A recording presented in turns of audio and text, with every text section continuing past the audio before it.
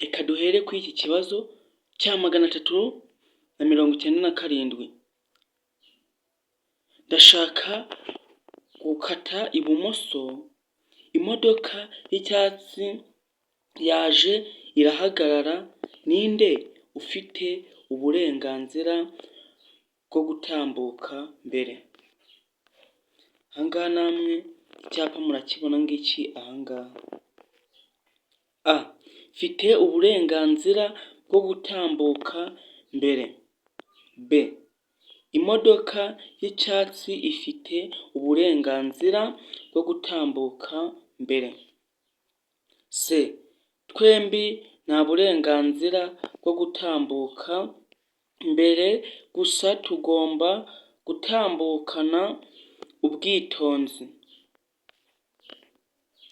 D. Nta gisubizo na kimwe kirimo. Ahangaha mu by'ukuri namwe murabibona ngiki cyapa ahangaha, igisubizo cy'ukuri ni B.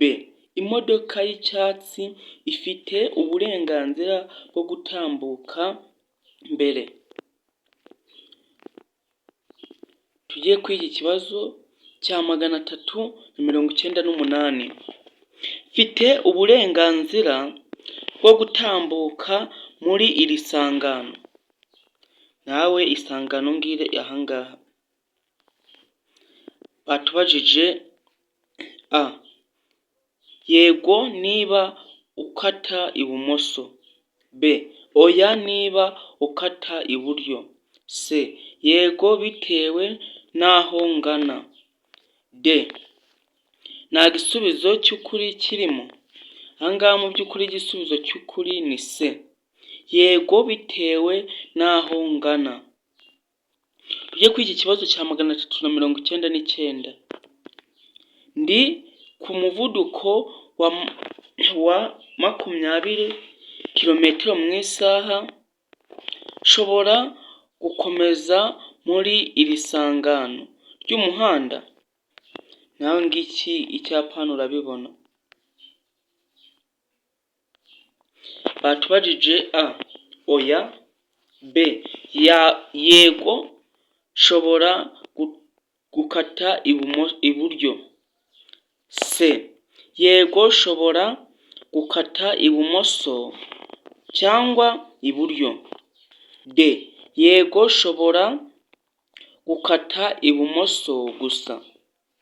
Mu by'ukuri ahangaha igisubizo cy'ukuri ni A. Oya.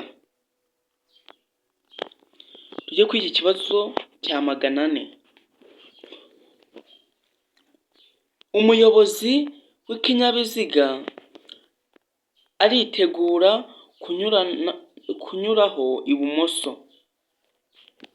Iki cyapa ahangaha narakubwiye ati inkunga ngusaba ni ukureba aho mu isegonda rimwe ahantu handitse subscribe, wowe ugakoraho gusa tukajya twibanira igihe cyose na uploadinze amategeko y'umuhanda akajya ahita kugeraho.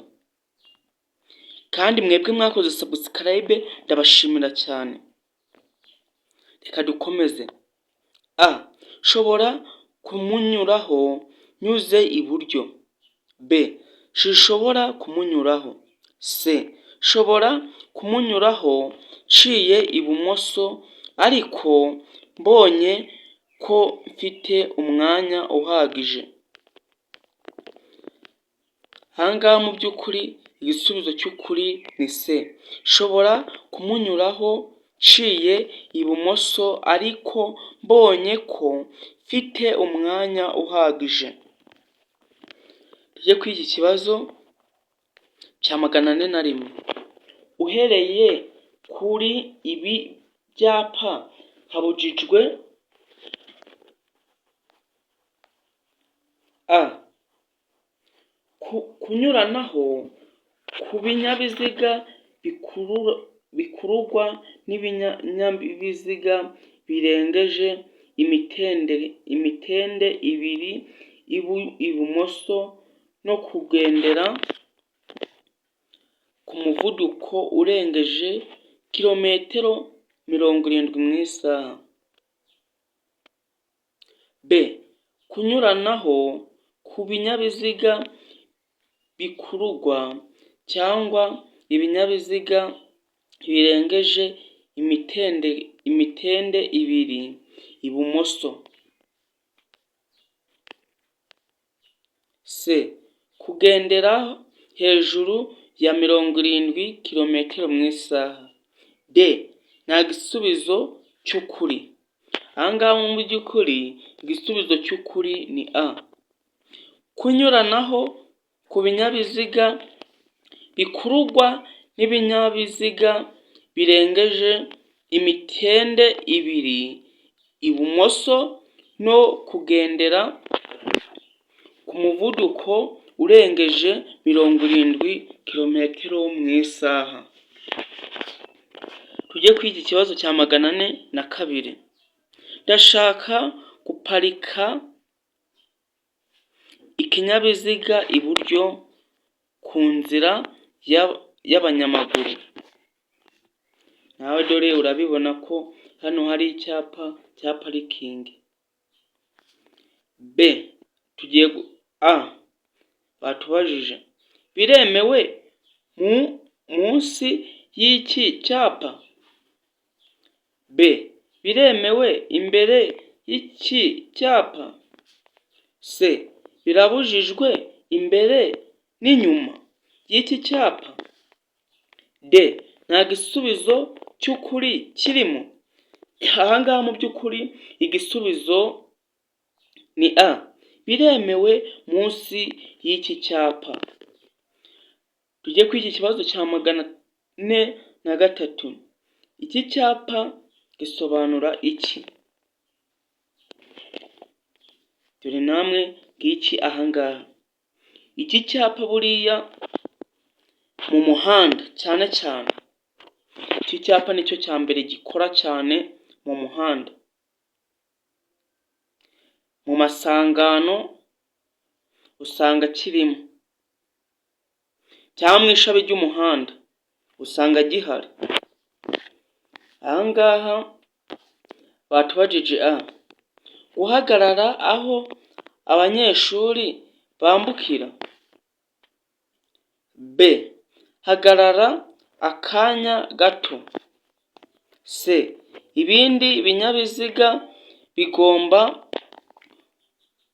kuguha inzira. D. Gutanga umwanya ku bindi binyabiziga iburyo bwawe.